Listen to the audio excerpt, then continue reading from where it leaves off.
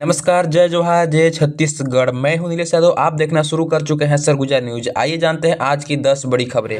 छत्तीसगढ़ में 5वीं 8वीं की बोर्ड परीक्षा के लिए छत्तीसगढ़ के स्कूल शिक्षा सचिव सिद्धार्थ परदेसी ने कलेक्टर को पत्र लिखा है। पत्र में बताया गया है कि सरकार द्वारा निःशुल्क एवं अनिवार्य शिक्षा अधिनियम 2009 से 2010 में लागू किया गया था। वहीं इस अधिनियम की धारा 3(1) के अंतर्गत 6 से 14 वर्ष के आयु वाले प्रत्येक बच्चे को निःशुल्क एवं अनिवार्य शिक्षा दी जाती है और एक्ट की धारा 16 के अंतर्गत किसी भी पहली से 8वीं कक्षा तक के किसी भी बच्चे को अनुत्तीर्ण नहीं किया जा सकता है।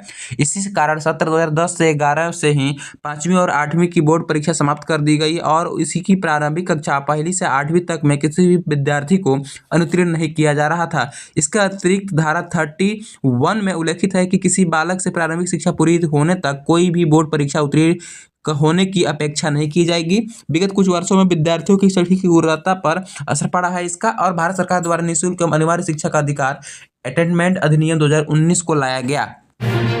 छत्तीसगढ़ में महतारी वंदन योजना को लेकर के 70 लाख माताओं बहनों को महतारी वंदन योजना की 1,000 रुपए की स्नेह राशि की 10वीं किस्त हमने खाते में आज अंतरित कर दी है। ऐसा सीएम विष्णुदेव साय की कहना है और हमारी माताओं बहनों का आशीर्वाद ही मुझे काम करने की शक्ति प्रदान कर रही है। हमारी माताओं बहनों की आंखों में दिख रही है कि स्वाभिमान की चमक हमारा सबसे बड़ा संतोष है। मुख्यमंत्री विष्णुदेव साय ने आज रायगढ़ जिले में लगभग 137 करोड़ रुपए के विकास कार्यों को लोकार्पण एवं भूमि पूजन के अवसर पर आयोजित समारोह में संबोधित करते हुए यह बात कही है और इस अवसर पर मुख्यमंत्री साय ने आग्रह किया कि सरस्वती यादव के बटन दबाकर प्रदेश की 70 लाख महिलाओं को महतारी वंदन योजना की 10वीं किस्त के रूप में 652 करोड़ रुपए की राशि अंतरित की जाए। छत्तीसगढ़ के नक्सल प्रभावित इलाके बीजापुर, सुकमा और दंतेवाड़ा में बुधवार की सुबह 7:30 बजे भूकंप के झटके महसूस किए गए हैं। वहीं बताया जा रहा है कि भूकंप का केंद्र तेलंगाना में था, लेकिन झटके महाराष्ट्र और छत्तीसगढ़ में भी महसूस किए गए हैं। नेशनल सेंटर फॉर सिस्मोलॉजी ने अनुसार बताया गया है कि सुबह तेलंगाना में मुलुगु जिले में 5.3 की तीव्रता पर भूकंप आया था और हैदराबाद में भी झटके महसूस किए गए थे। भूकंप सुबह 7:30 बजे आया। इसका केंद्र जमीन से 40 किलोमीटर की गहराई पर था। छत्तीसगढ़ के विभिन्न शहरों में बांग्लादेश में हिंदुओं पर हो रहे अत्याचार के विरोध में हिंदू संस्कृति सुरक्षा मंच ने मंगलवार को राजनांदगांव में भी आक्रोश रैली निकाली।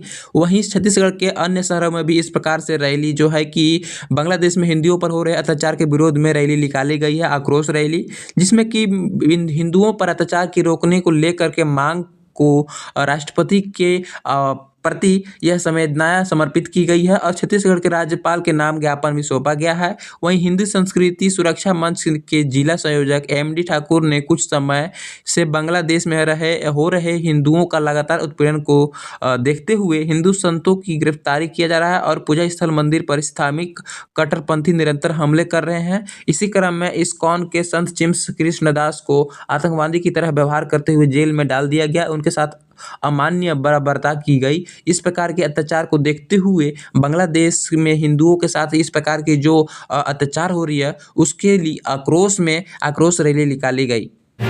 सरगुजा जिले के अंबिकापुर प्रतापपुर मुख्य मार्ग में बीती रात गेट गांव के पास तेज रफ्तार कार एवं पिकअप की हुई भिड़ंत। कार में सवार 3 युवकों की मौके पर मौत हो गई और कार सवार एक युवक और पिकअप का चालक हादसे में गंभीर रूप से घायल हो गए हैं। दोनों को गंभीर अवस्था में मेडिकल अस्पताल अंबिकापुर में दाखिल कराया गया है। वहीं घटना सूरजपुर जिले के प्रतापपुर थाना क्षेत्र की है। जानकारी के मुताबिक प्रतापपुर ब्लॉक के ग्राम गोवर्धनपुर से होंडा अमेज कार क्रमांक CG 29E7704 में सवार होकर 4 युवक अंबिकापुर जा रहे थे। रात करीबन 11 बजे कार तेज रफ्तार में प्रतापपुर अंबिकापुर मार्ग में गेटगांवा के पास सामने से आ रहे टमाटर लोड तेज रफ्तार पिकअप क्रमांक UP 64 80 63 80 से सीधे जा भिड़ी। वहीं टक्कर इतनी भीषण थी कि कार और पिकअप दोनों वाहनों के सामने के हिस्से पूरी तरह से क्षतिग्रस्त हो गए और पिकअप एक ओवर पलट गई। वहीं एयर बैग खुले लेकिन नहीं बच सकी जान और हादसे में कार सवार प्रियांशु पटेल तथा 24 वर्षीय जो थे और दीपक पटेल 23 वर्षीय, वहीं पुष्पेंद्र